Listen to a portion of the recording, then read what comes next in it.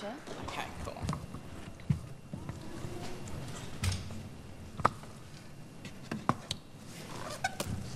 Okay. Okay, so tell me to stand up for a second, and then I'll talk. I'm gonna just stand. And this is the pointer, okay? Okay, that's the pointer. Okay, cool. Yeah, I'll stand up. Okay. Okay. Okay.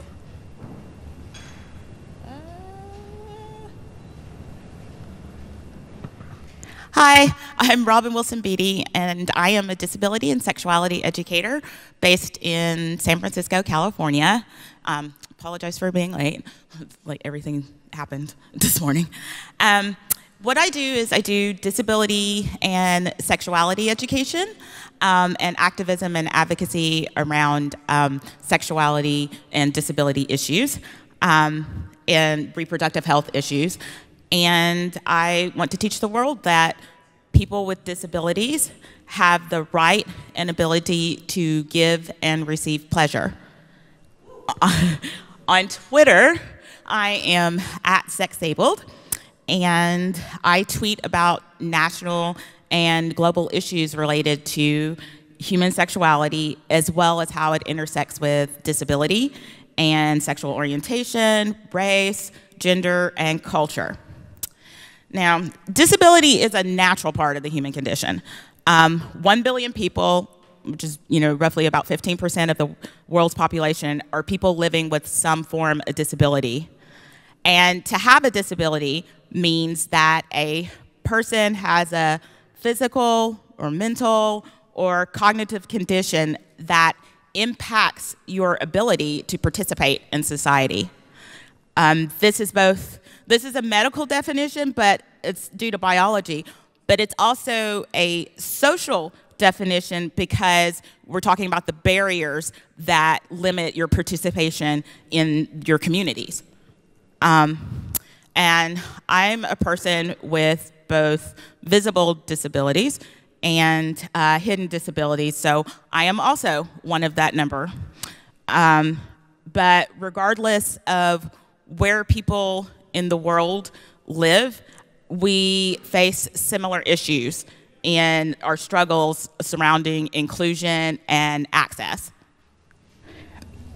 And next slide. Okay, so why Twitter?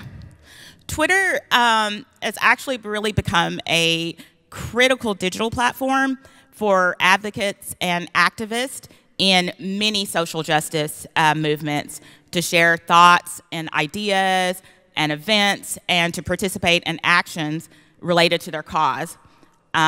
It's free, it's accessible, and it allows people to publicly disseminate their thoughts, information, and their news really quickly and really efficiently.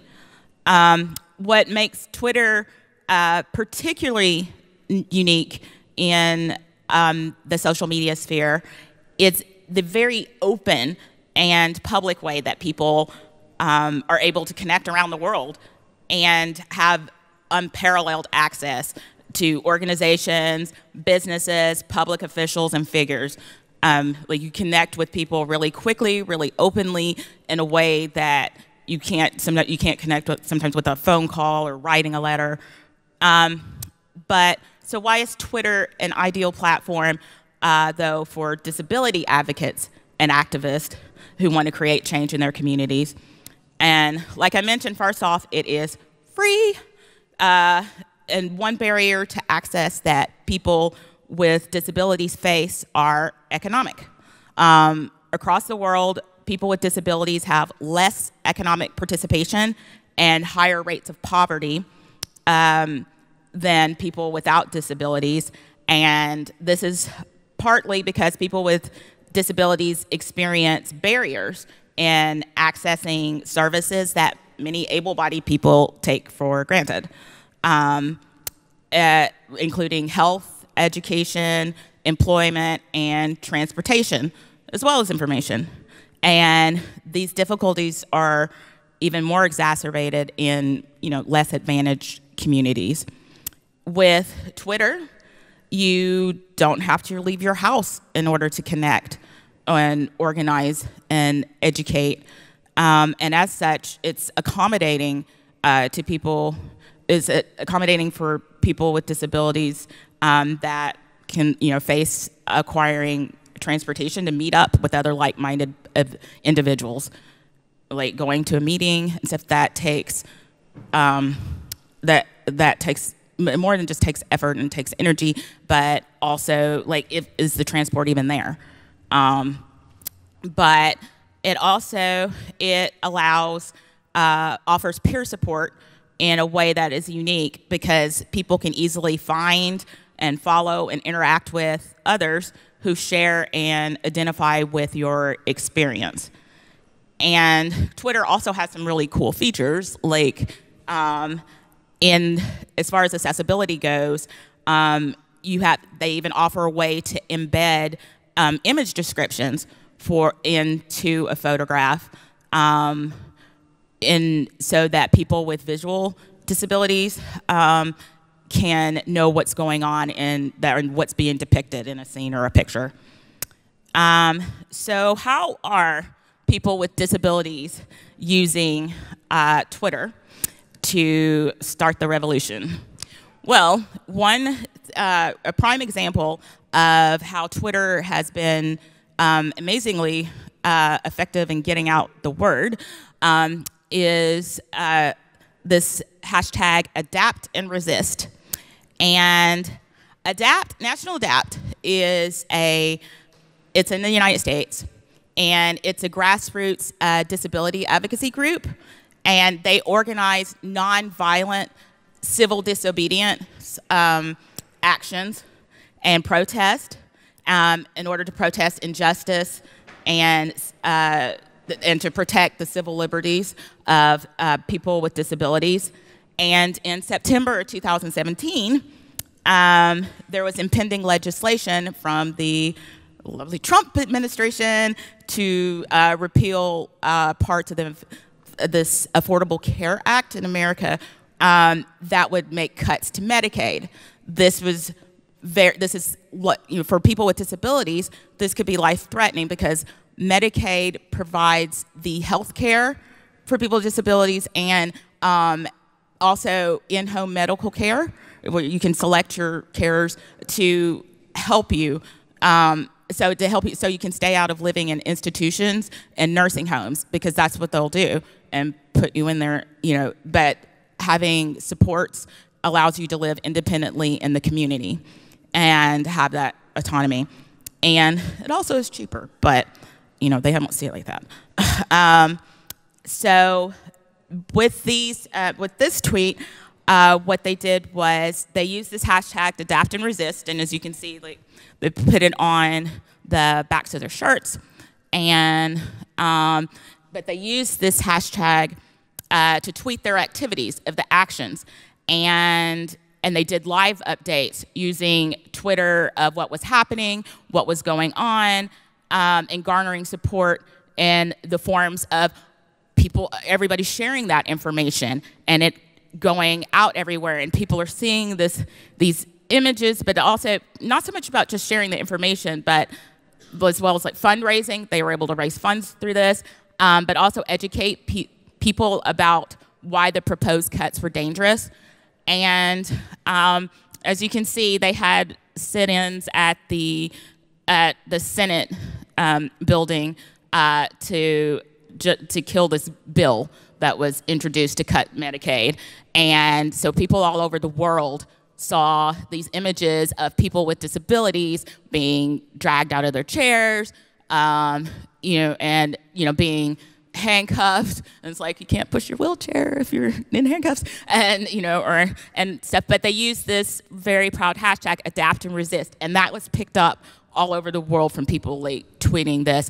And as a result, that was like the number, like BuzzFeed was like, that was like the #1 hashtag for that. And also the national news also picked up on it as a result of like this action and everything. And here we have, this is Rachel Maddow, who's a reporter for MSNBC, a national news station at home.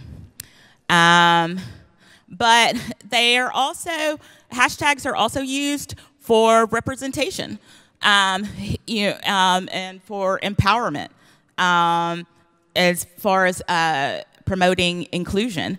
And recent hashtags such as Disabled and Cute, which was started by Kia Brown right before Valentine's Day to talk about self-love and empowerment and celebrating that as a person with a disability. And that was one Twitter trend. And that's a very, seeing yourself and seeing others, that's very powerful, that are like you, and people owning what it is that they have about themselves. And another one that's recently been trending has been hot person in a wheelchair, as it was in response to, it was a tweet that was a couple of years old, but it said, where this guy said, there's nothing more sad than seeing a hot person in a wheelchair.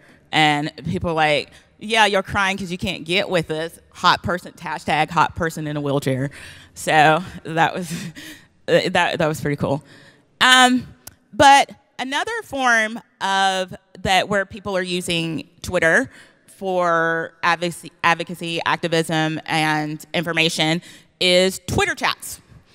And, you've heard of the Me Too, hashtag Me Too, and people talking about sexual assault, sexual harassment in communities.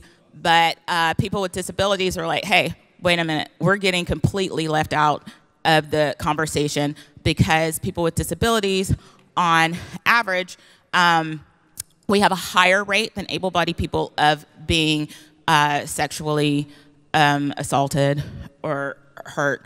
And so this Twitter chat was a very important conversation that Alice Wong, who is the founder of the Disability Visibility Project, and got together with another, and this is where groups are also getting together with other social justice groups, and they got together with Rooted in Rights and hosted a Twitter chat where people with disabilities are able to talk about their Me Too moments, but not just talk about it, but there are also things that were talked about. Okay, what about self-defense? And people are like, well, most of the time self-defense is built up for people who are able-bodied. Well, someone else was able to share across the country, hey, this person is doing self-defense classes for people with disabilities and making accommodations and figuring out different ways. And so that was unique that came out of that chat, and people were like, oh, hey, I want to see if we can find somebody to start this in my community. Another thing that came out of this then was S.E. Smith is a writer and a founder of Disability Writers, an organization for people that want to hire people with disabilities to write about issues. And so they wrote an article about disability and intimate partner violence as a result of this chat. But Twitter chats can also be used for other things. I used it in my work. I used it to find out about sex toys and disability and the kinds of things that people with disabilities, what they want from manufacturers of sex toys, suggestions, and also wanted to talk to retailers about things that they could do. And I did this Twitter chat earlier in the year in January, and there were people from all over the world that were on this chat. And here was somebody from Berlin, as a matter of fact, who posted about when we were talking about what are things that businesses how can retail businesses assist customers with disabilities on having a better experience in their shop. This person talked about Other Nature Shop in Berlin, and how not only is it the shop is perfectly accessible, but they're like, if you're housebound and you can't reach their store, they'll come see you with a selection of toys, and it's free within Berlin. And we're all like, wow, that is amazing. What an idea. So that was that. But also, really quick, Twitter works for changing language and ideas and thoughts. Here is where, because oftentimes the media will use the phrase wheelchair bound. We're not bound to it. It's a mobility device. It helps liberate you and allows you to enter the community. And this is where the reporter had wrote, "Teenager bound by wheelchair to enter in first Lego competition." And this gentleman wrote, "We are not bound to our wheelchairs." And as a result, the editor was like, "You make a good point. We're changing that language right now." And it was a way, that's a powerful form of showing that, hey, it's a form of being able to do direct action and to be able to get in contact with people that can help make change and to educate. And so this is how the revolution is happening. And it's pretty amazing about how awesome Twitter has been for getting organizing people with disabilities and for making and creating some real change in this world. Thank you very much. And you can find me on Twitter at @sexabled, or my website, or sexabled on Facebook. And thank you. Okay.